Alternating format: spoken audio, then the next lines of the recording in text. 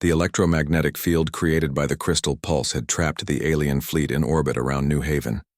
Their ships were powerless, and their soldiers on the ground were cut off from support. But the aliens were not giving up easily. They still outnumbered the humans, and they were desperate to escape. Jake Morrison gathered the surviving colonists in the town square. Less than half of the original population was still alive, and many of them were wounded. The town they had built with their own hands lay in ruins around them. But their spirit was not broken. "We have them trapped," Jake told the crowd. "But they are going to try everything they can to break free. This fight is not over yet." Maria Santos had organized the remaining fighters into small groups that could move quickly through the destroyed buildings. They were hunting down alien soldiers who were trying to reach their landing ships. Every alien they captured was one less enemy to worry about. Ben Rodriguez was working with a team of volunteers to repair some of his mining mechs. The machines had survived the crystal pulse because they used simpler technology than the alien equipment. With a few repairs, they would be ready to fight again. Dr. Brooks was studying the electromagnetic field and trying to understand how long it would last. The crystals were still glowing, but not as brightly as before. He estimated they had maybe 12 hours before the field started to weaken. "Jake, we need to end this before the aliens get their technology back," Dr. Brooks warned. "Once their ships can fly again, they will just bombard us from orbit." In the caves below the colony, Alex Turner was helping to bring the children and elderly back to the surface. The immediate danger was over, but they needed to help rebuild their home. Many of the children asked about their parents who had died in the fighting. Dr. Helen Turner was still treating wounded people in her makeshift medical station. She had lost count of how many injuries she had bandaged and how many lives she had tried to save. Every person who survived was a victory against the aliens who had tried to destroy them. Lisa Carter was working to restore communications with the human colonies in nearby systems. The crystal pulse had affected their own equipment too, but it was starting to work again. She needed to tell other humans what had happened at New Haven. The alien commander was trying to rally his remaining forces for one final assault on the human positions. He knew that if he could capture the power plant and destroy the crystals, he might be able to restore power to his ships. "All units converge on the power facility," the alien commander ordered. "We must destroy the source of the electromagnetic field or we will all die on this world." Jake Morrison saw the aliens massing for their final attack. He positioned his people around the power plant and prepared for the biggest battle yet. This would decide who controlled New Haven, and maybe who controlled this entire region of space. The aliens came at them with everything they had left. Hundreds of Vorthak soldiers charged across the open ground toward the human positions. They had no advanced weapons, but they still had numbers and they were fighting for their lives. Ben Rodriguez met them with his repaired mining mechs. The big machines crushed alien soldiers under their treads and used their industrial tools as weapons. But there were too many aliens and not enough mechs. Maria Santos and her fighters opened fire from concealed positions around the power plant. They had saved their best ammunition for this final battle, and every shot counted. Alien soldiers fell, but more kept coming to take their places. Jake Morrison found himself fighting hand-to-hand with an alien officer near the main entrance to the power plant. The alien was bigger and stronger, but Jake was fighting for his home and his people. He managed to defeat the alien, but not before taking several wounds himself. Alex Turner appeared at Jake's side carrying medical supplies and ammunition. The young man had become a hero during the battle by carrying supplies to the fighters and helping wounded people reach safety. "Jake, the aliens are breaking through on the north side," Alex reported. Jake looked around and saw that the human defensive line was collapsing. There were just too many aliens and too few humans left to fight them. It looked like the final battle was going to be lost. But then something unexpected happened. The electromagnetic field began to fluctuate and change. Dr. Brooks had been right about the field. Weakening, but he had not predicted what would happen next. Instead of just fading away, the field began to pulse in, waves that spread outward from New Haven. Each pulse was weaker than the original blast, but it still disrupted alien technology over a wider and wider area. Ships from the alien reinforcement fleet that was approaching. The system suddenly found their engines failing.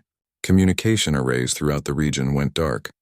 The pulse was spreading like ripples on a pond, affecting alien technology across dozens of star systems. The alien commander realized what was happening and ordered his forces to retreat. If the pulse continued to spread, it could cripple the entire Vorthak fleet in this sector of space. His invasion had become a complete disaster. All units fall back to the landing zones, the alien commander ordered. Prepare for immediate evacuation, but it was too late. The electromagnetic pulses had damaged the alien landing ships too. They were stranded on New Haven with no way to escape and no hope of rescue. Jake Morrison walked out to meet the alien commander under a flag of truce.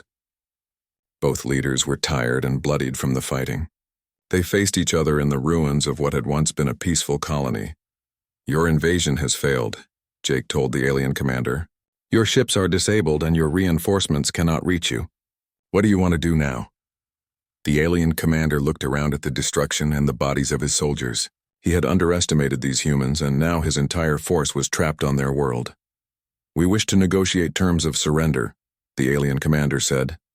Jake Morrison smiled grimly. "Humans do not negotiate with invaders. But we will let you live if you help us repair the damage you have caused." News of the victory at New Haven spread quickly to other human colonies, and even to alien civilizations throughout the galaxy.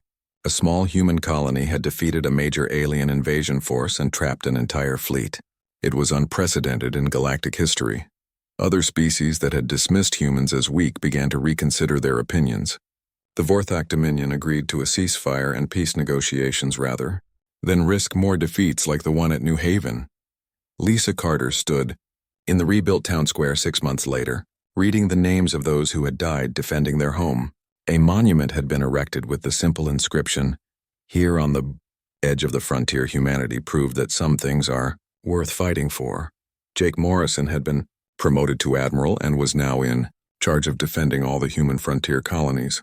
But he still considered New Haven his real home, and he visited often to remember what they had fought for. Dr. Brooks had become famous throughout the galaxy for his discovery of crystal energy fields. Universities and research institutions wanted to study his work, but he preferred to stay on New Haven and continue his research. Ben Rodriguez had started a company that built mining equipment for other colonies. His machines were in demand because they had proven they could be converted into effective weapons if needed. Maria Santos had been asked to train defense forces for other human colonies. She traveled from world to world teaching people how to fight for their homes the way New Haven had fought for theirs. Alex Turner had grown up during the battle and was now studying to become a doctor like his mother, but he also spent time exploring new cave systems and mapping the crystal formations that had saved their world. Dr. Helen Turner continued to run the medical facilities at New Haven. She had treated alien patients as well as human ones, after the battle showing that humans could be merciful, even to their enemies. The frontier remained dangerous and humanity faced many challenges among the stars, but they faced those challenges together with the knowledge that they had proven themselves in the greatest test of all. They had shown the galaxy that humans would never surrender their freedom or abandon those who depended on them. They had made their stand on the edge of the frontier and changed the course of galactic history forever. New Haven grew larger and stronger in the years that followed. Children played in parks where battles had once raged, and new families came to build lives on the world that had become a symbol of human determination. The story of New Haven became legend among human colonies, and a warning to any alien species that might consider humans an easy target. Humanity had found its place among the stars not through conquest or diplomacy, but through the simple refusal to give up when everything seemed lost. The power plant was surrounded by alien soldiers, and Jake Morrison knew they were running out of time. Half of New Haven was burning, and the colonists were being pushed back toward the center of town. The Liberty lay crashed and broken near the main buildings. Many good people had already died fighting for their home. Dr. Brooks worked frantically to complete the crystal weapon, while Kate Sullivan tried to keep the power system stable. The crystals were glowing so bright they hurt to look at, and the humming sound was getting louder every second. "How much longer, Alan?" Jake shouted over the noise of gunfire outside. 2 more minutes, Dr. Brooks replied. "The energy levels are almost at the critical point." Maria Santos and her fighters had been forced to retreat into the power plant building. They were setting up a last defensive position, but everyone knew they could not hold much longer. The aliens were bringing up heavy weapons that could blast through the walls. In the underground command center, Lisa Carter was trying to coordinate what was left of the human resistance. The radio reports were getting worse every minute. Ben Rodriguez had lost 3 of his mining mechs and was fighting on foot with a handful of volunteers. Dr. Helen Turner was treating wounded fighters in the medical station she had set up in the caves. She had run out of proper medical supplies and was using whatever she could find. Many of the injured colonists were asking about their families who were still fighting above ground. Alex Turner had been moving through the tunnel system carrying messages and supplies to the fighters. He had seen things that would give him nightmares for the rest of his life. But he kept doing his job because he knew people were counting on him. "Mom, I need to go back up there," Alex told his mother when he stopped at the medical station. "Alex, no, it is too dangerous," Helen said. "Half the town is destroyed and the aliens are everywhere." "Ben Rodriguez is trapped near the mining facility with wounded people," Alex said. "I know a tunnel that leads right to that area. I can guide a rescue team through the caves and get them out." Helen Turner did not want her son to go back into danger, but she knew he was right. Ben and his people would die if someone did not help them soon. The alien commander was getting frustrated with the human resistance. His forces should have conquered this small colony in a few hours. Instead, they had been fighting for most of a day and were still taking heavy casualties. The humans fought like no species he had ever encountered. They did not form organized battle lines or follow standard military tactics. Instead, they appeared from nowhere to attack and then disappeared before his soldiers could respond. Every building had to be cleared room by room. Every street was filled with traps and ambushes. Even when his forces advanced, the humans would just fall back and start the same tactics somewhere else. "Commander, we need orbital bombardment," one of his officers said. "These humans will not surrender and we cannot defeat them with ground forces alone." The alien commander considered the suggestion. Orbital bombardment would end the resistance quickly, but it would also destroy everything on the planet. The Vorthok Dominion wanted to use this world for their own purposes, and a dead planet was not useful to them. "No," the commander decided, "we will take this world intact. Continue the ground assault." Dr. Brooks finally finished the connections between the crystals and the power plant. The weapon was ready, but he was not sure what would happen when they activated it. The crystals were behaving in ways that did not match any of his scientific models. "Kate, we need to get everyone away from the crystals before we fire this thing," Dr. Brooks said. "There is no time," Jake Morrison replied. "The aliens are about to break through the main entrance. Fire the weapon now." Kate Sullivan put her hand on the activation switch. She looked around at the people who were depending on her to save them. Jake Morrison nodded at her and she pressed the button. The effect was immediate and terrifying. The crystals released all their stored energy at once in a pulse that traveled through the ground at the speed of light. Every crystal formation on the planet began to glow and vibrate as the energy wave passed through them. The pulse hit the alien soldiers first. Their weapons stopped working and their armor began to spark and smoke. The soldiers themselves were not hurt, but all of their technology failed at the same time. But the pulse did not stop there. It continued up through the atmosphere and into space, where it hit the alien fleet. Ship after ship lost power as their systems overloaded from the energy feedback. The large dreadnoughts that had seemed so powerful suddenly went dark and began drifting helplessly through space. Smaller ships crashed into each other as their navigation systems failed. Kate Sullivan had given her life to activate the weapon. The energy feedback from the crystals had electrocuted her as she held down the activation switch. Her last words were heard by everyone in the power plant. "For every world we call home," she said as the energy consumed her. Jake Morrison knelt beside Kate's body and closed her eyes. She had saved them all, but the price had been her life. He picked up his rifle and walked toward the door. The aliens might be without their technology, but they were still dangerous. Outside the power plant, the scene was chaos. Alien soldiers were trying to understand what had happened to their weapons and equipment. Some were retreating toward their landing ships, while others were trying to continue fighting with whatever they could find. Ben Rodriguez had survived the crystal pulse and was leading his remaining fighters in a counterattack. Without their advanced weapons, the aliens were just soldiers with basic training. The humans had been fighting on this world for years, and they knew how to use every advantage. Maria Santos organized her people into hunting parties that stalked the confused alien soldiers through the ruins of New Haven. The aliens who had been so confident and organized a few hours ago were now scared and desperate. Alex Turner emerged from the tunnels with a group of rescue volunteers. They had managed to reach Ben Rodriguez and get the wounded fighters to safety. Alex looked older than his 16 years after everything he had seen. The alien commander tried to re-establish contact with his fleet, but all communications were down. He realized that the humans had somehow turned their own technology against them. This was supposed to be a simple conquest, but it had become a disaster.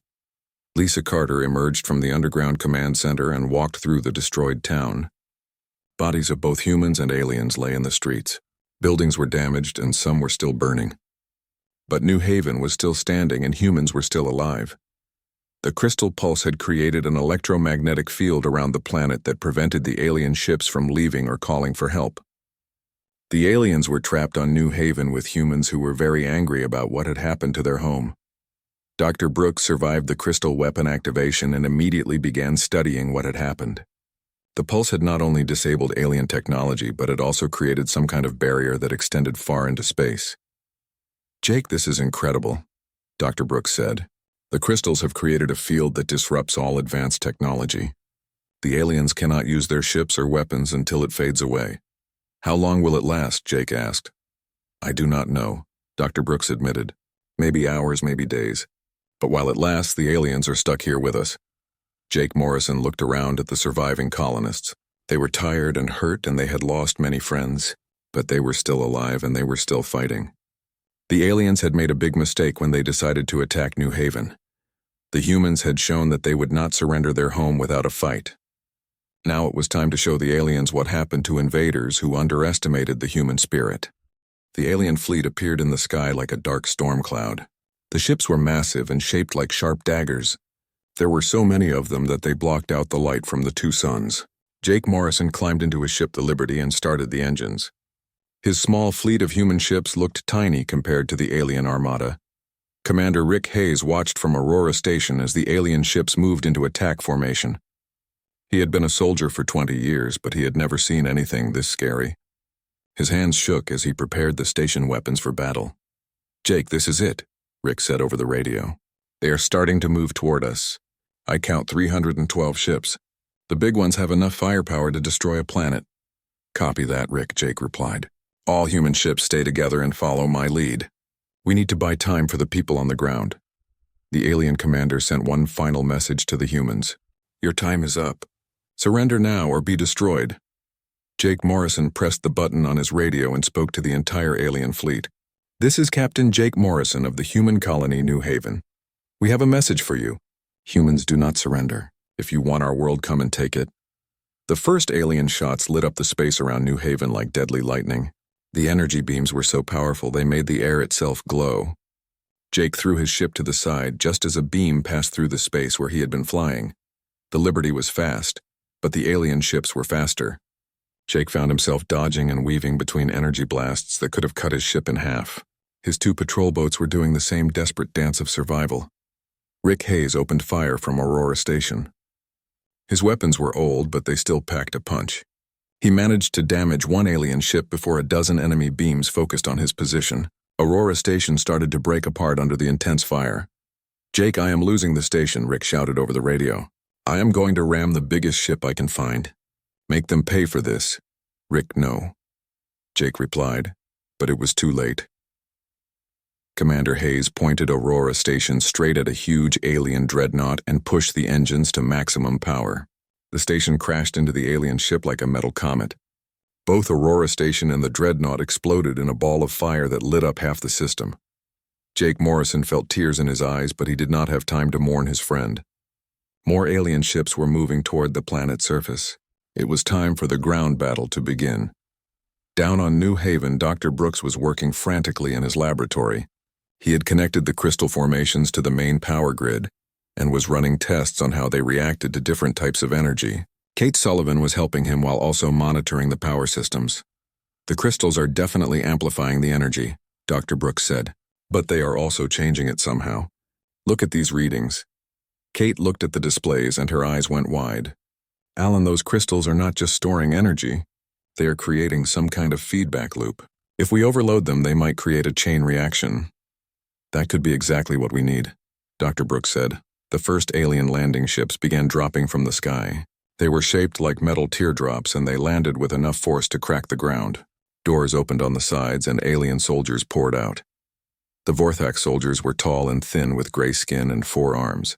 They carried weapons that shot bolts of plasma hot enough to melt steel.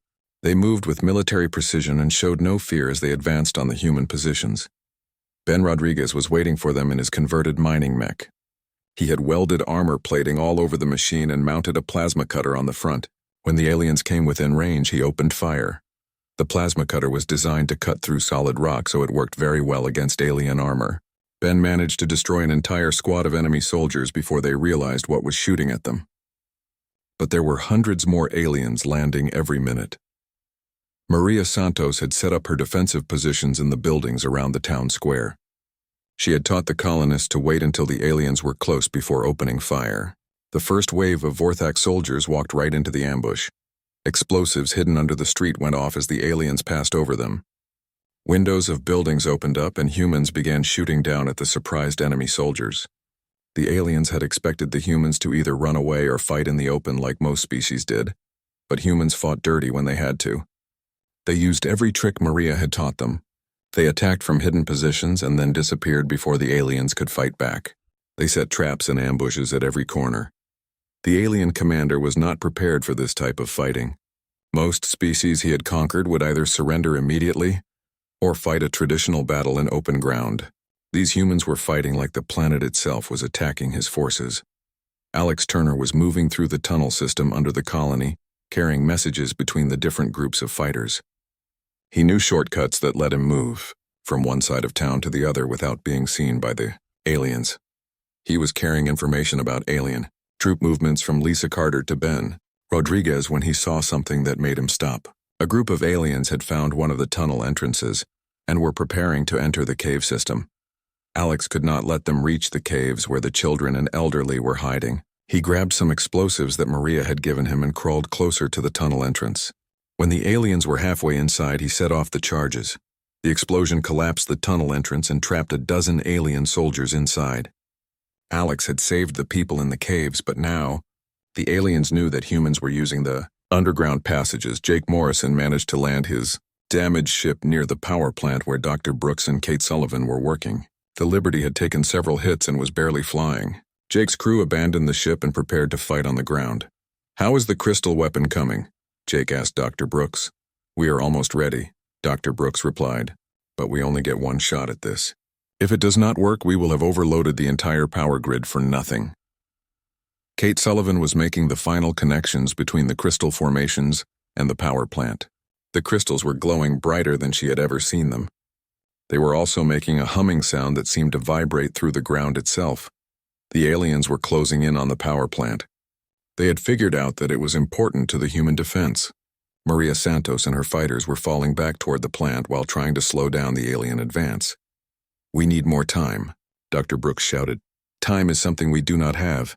Jake replied as he grabbed a rifle and ran toward the fighting. The battle for New Haven was reaching its climax. The humans had fought better than anyone expected, but they were running out of ammunition, and the aliens kept bringing more soldiers. The crystal weapon was their last hope, but nobody knew if it would work. In the caves under the colony, the children could hear the sounds of battle above them. Some of them were crying, but others were trying to be brave like their parents. They all waited and hoped that the adults would find a way to save them. The fate of New Haven, and maybe the fate of humanity itself, would be decided in the next few minutes. The message to the aliens was sent, and now everyone in New Haven knew they had less than 3 days to prepare for war. Some people wanted to pack up and leave, but most decided to stay and fight for their home. Jake Morrison called another meeting, but this time he invited everyone in the colony to come. The town hall was packed with people. Families sat together holding their children close. The older people looked worried, but they also looked determined. These people had traveled across the galaxy to build a new life, and they were not going to give up easily. "We all know what is coming," Jake said to the crowd. "We have 72 hours before the alien fleet arrives. I will not lie to you. We do not have enough weapons or ships to fight them in space, but we do have something they do not expect." "What is that?" asked someone from the crowd. "We have a home worth fighting for," Jake said. "We know every rock and tree on this world. We know the caves and the tunnels. If they want to take our home, they will have to come down here and take it from us piece by piece. Lisa Carter stood up next. We need to move the children and anyone who cannot fight to the deep caves. The caves will protect them from bombs, and they have their own air and water supplies. Many parents did not want to be separated from their children, but they knew it was the safest thing to do. Alex Turner raised his hand. I want to stay and help fight, Alex said. His mother. Helen looked worried. Alex, you are only 16. Your job is to stay safe. Mom, I know the cave systems better than anyone, Alex said. I can help guide people through the tunnels. I can set up communication lines so we can talk to each other during the battle. Helen Turner did not like it, but she knew her son was right. Alex knew the caves better than anyone, and they would need every advantage they could get. Ben Rodriguez was already working on turning his mining equipment into weapons.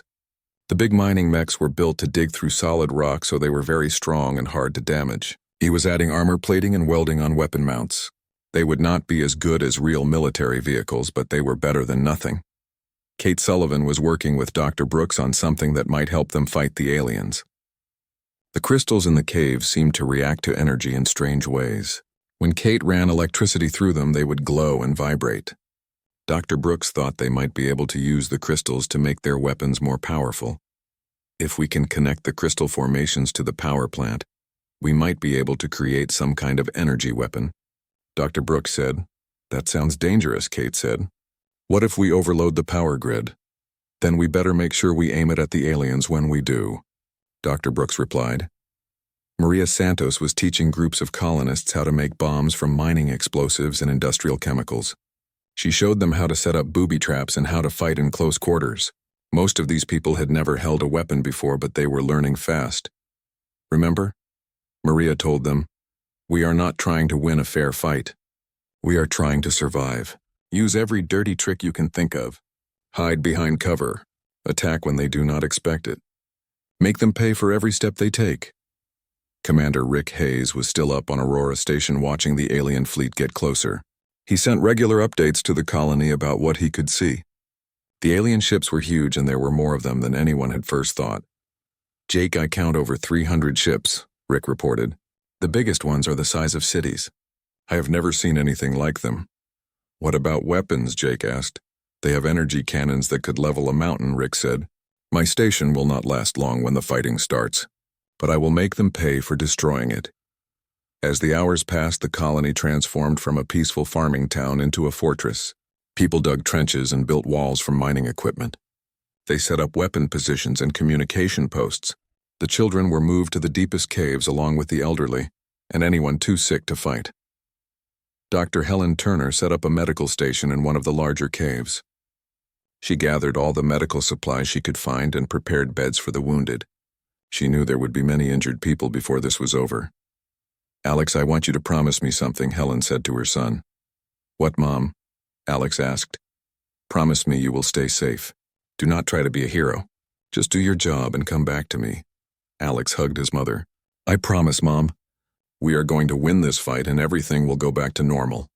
Helen smiled, but she did not believe it would be that easy. On the second day, the colonists received help from an unexpected source.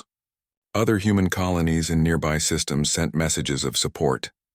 They could not send ships or soldiers in time, but they shared information about alien technology and fighting tactics. One message came from a colony that had fought off alien raiders 2 years ago. Aim for their communication arrays, the message said. Most alien species rely heavily on coordination between their ships. If you can disrupt their communications, they become much less effective. Jake Morrison spent hours studying the information from other colonies. He was looking for any weakness he could exploit. The aliens had better weapons and more ships, but they did not know the human way of fighting. Humans were good at adapting and improvising. They did not give up even when things looked hopeless. On the final day before the alien fleet arrived, Jake walked through the colony one more time. He saw families saying goodbye to each other. He saw farmers who had become soldiers checking their weapons. He saw children being taken to the caves by their parents who might never see them again. In the town square, someone had set up a large screen showing a countdown timer.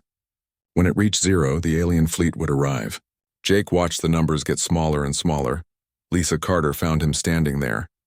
Are you ready for this, Jake? She asked. Nobody is ever ready for something like this, Jake said. But we will do what we have to do. These people are depending on us. What if we lose? Lisa asked. Jake looked at her and smiled. Then we make sure the whole galaxy knows that humans do not go down without a fight. We make sure that every alien who survives this battle tells others about what happened here. The timer reached 0, and alarms began sounding all across the colony.